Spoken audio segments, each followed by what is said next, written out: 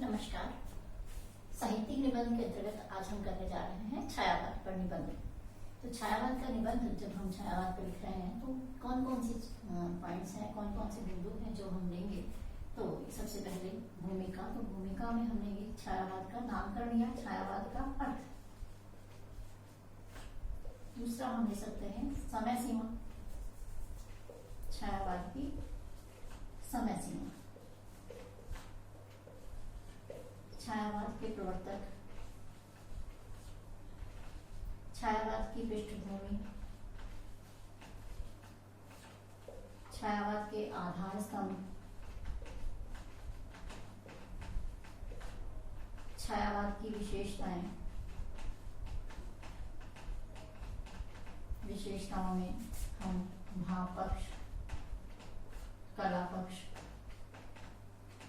इन दोनों को लेंगे। फिर हम लेंगे छायावाद की सीमाएं। इस तरह से छायावाद पर हम निबंध लिखने से पहले पूरी भूमिका तैयार कर लें, जिससे हमें लिखने में आसानी होगी। तो सबसे पहले हम बात करते हैं छायावाद का नामकरण की। इससे पहले जो युग थे, भारतेंदु युग, द्विवेदी युग, जिनका नामकरण जो है साहित्यकार विशेष के नाम पर था। भारतेंदु के बारे में हम बात करें तो भारतेंदु युग का नाम जो है साहित्यकार हरिश्चंद्र के नाम पर है। और दूसरा अगर हम नाम पर बात करते हैं द्विवेदी युग की, तो द्विवेदी युग का नामकरण महावीर प्रसाद द्विवेदी के नाम पर है। अब प्रश्न उठता है छायावाद नामकरण किसके नाम पर है, ये छायावाद नाम क्यों है। तो छायावाद नाम जो है वो प्रवृत्तियों के आधार पर है। छायावाद से पूर्व द्विवेदी युग में जो कविताएं लिखी जा रही थी, जिनकी भाषा एकदम सीधी सपाट अभिधामूलक थी, लेकिन जब छायावादी कवि आए और उन्होंने लक्षणा और अभिधामूलक कविताएं लिखना शुरू की, तो इनकी कविताओं को देख करके मुकुटधर पांडे जैसे जो आलोचक थे, साहित्यकार थे, उन्होंने इस कविता पर अपनी प्रतिक्रिया जाहिर करते हुए कहा कि ये कविता नहीं, कविता की छाया है। प्रसाद जी की एक प्रसिद्ध कविता है, झंझा झकोर गर्जन था, बिजली थी नीरद माला, पाकर इस शून्य हृदय को सबने आडेरा डाला।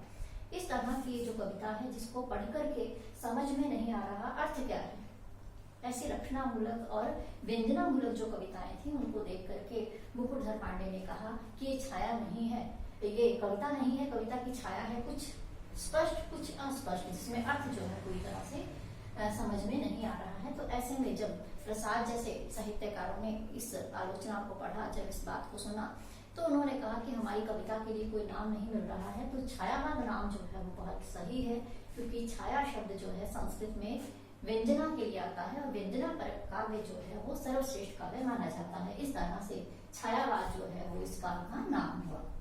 अब बात करते हैं छायावाद की समय सीमा। तो समय सीमा जो है सन 1918 से लेकर के 1936 तक की जो समय सीमा है वो छायावाद की मानी जाती है।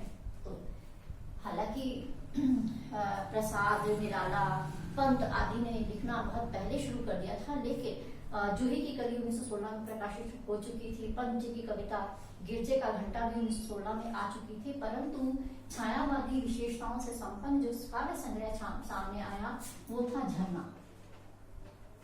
झरना नामक ये संग्रह जो है 1918 में प्रकाशित हुआ। तो इस संग्रह के साथ ही हिंदी में छायावाद का आरंभ माना जाता है। फिर हम बात करते हैं इसकी सीमा 1918 से लेकर के 1936 तक, क्यों इसका समापन 1936 में क्यों। तो 1936 में प्रगतिशील लेखक संघ का अधिवेशन हुआ था लखनऊ में, जिसमें प्रेमचंद ने अध्यक्षता करते हुए छायावाद के अंत की घोषणा की और प्रगतिवाद का आरंभ हुआ।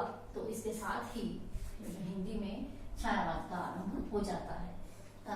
1918 से लेकर के 1936 तक का समय जो है वो छायावाद का समय है। अब प्रश्न उठता है प्रवर्तक, छायावाद का प्रवर्तक कौन है। तो जैसा कि हमने पहले कह चुके हैं, झरना जो है 1918 में प्रकाशित हुई, इसके साथ ही हिंदी में छायावाद का आरंभ होता है। और ये छायावादी जो कृति है झरना, इसके लेखक जो हैं जयशंकर प्रसाद हैं, और जयशंकर प्रसाद ही छायावाद के प्रवर्तक के रूप में माने जाते हैं। हालांकि विद्वानों के अलग अलग मत रहे हैं। अब है छायावाद की पृष्ठभूमि। ऐसे कौन से कारण थे जिनके कारण हिंदी साहित्य में छायावाद का उदय हुआ, छायावाद आया। सीधी सी पृष्ठभूमि तो द्विवेदी युगीन जो सीमाएं हैं वो इसकी पृष्ठभूमि के रूप में है। अति आदर्श, नैतिकता, सीधी सपाट, अभिधामूलक भाषा है। इसके अलावा तत्कालीन राजनीतिक स्थितियां हैं, स्वतंत्रता आंदोलनों की असफलता है, ये सारे कारण तो हैं ही। इसके अलावा पाश्चात्य साहित्य का जो प्रभाव था, पाश्चात्य साहित्य में रोमांटिक साहित्य लिखा जा रहा था, उस रोमांटिक साहित्य का प्रभाव भी हिंदी साहित्य पर दिखाई देता है और प्रेम और प्रकृति की कविताएं हिंदी में भी लिखी जाने लगी। अब है आधार स्तंभ। तो छायावाद के आधार स्तंभ है पंत, निराला और महादेवी वर्मा। ये चार जो हैं छायावाद के आधार स्तंभ माने जाते हैं। पंत, प्रसाद और निराला छायावाद की बृहद त्रयी माने जाते हैं और महादेवी वर्मा, रामकुमार वर्मा, माखनलाल चतुर्वेदी जो है ये छायावाद की लघु त्रयी में आते हैं। अब हम बात करते हैं छायावाद की विशेषताओं की। भावपक्ष की दृष्टि से देखें तो इस काल में जो सबसे बड़ी विशेषता है वो है आत्मानुभूति, विरहानुभूति की प्रधानता, प्रकृति का मानवीकरण, रहस्यवाद, कल्पना की प्रधानता। ये सारी विशेषताएं जो है वो छायावाद में हमें दिखाई देती हैं। छायावाद में प्रकृति का मानवीकरण बहुत अधिक हुआ है। निराला हो चाहे प्रसाद हो, सभी ने प्रकृति का मानवीकरण किया है। इस कारण से इस काल की एक प्रमुख विशेषता जो है वो प्रकृति का मानवीकरण है। इस संबंध में हम निराला की कविता सांध्य सुंदरी को ले सकते हैं।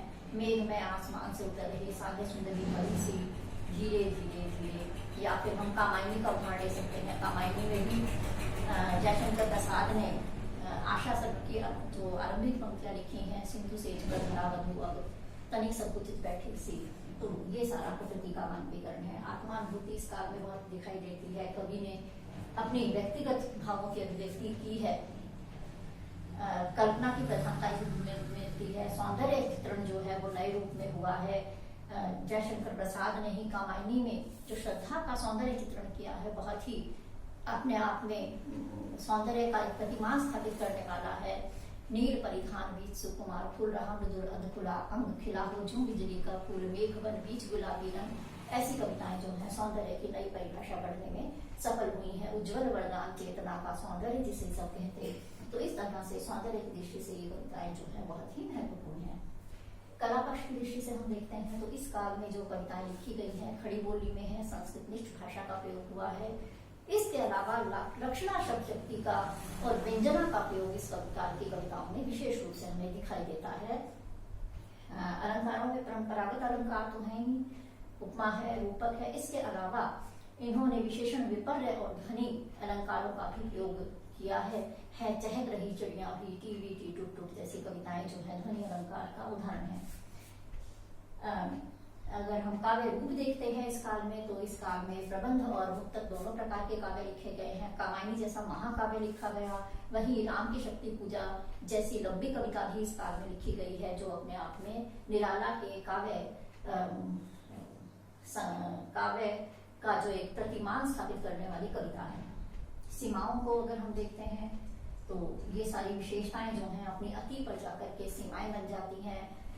अति कल्पना, अति रहस्यवाद, रहस्यवाद का प्रयोग इन कवियों ने बहुत अधिक किया है, जिसमें न जाने नक्षत्रों से कौन निमंत्रण देता मुझको मौन जैसी पंत जी की कविताएं जो है वो रहस्यवाद को अभिव्यक्त करने वाली है। यही रहस्यवाद जो है चरम पर पहुंच करके इस काल की सीमा बन जाता है।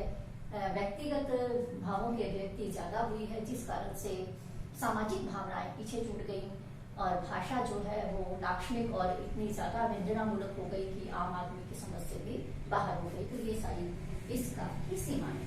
ये हुआ छायावाद।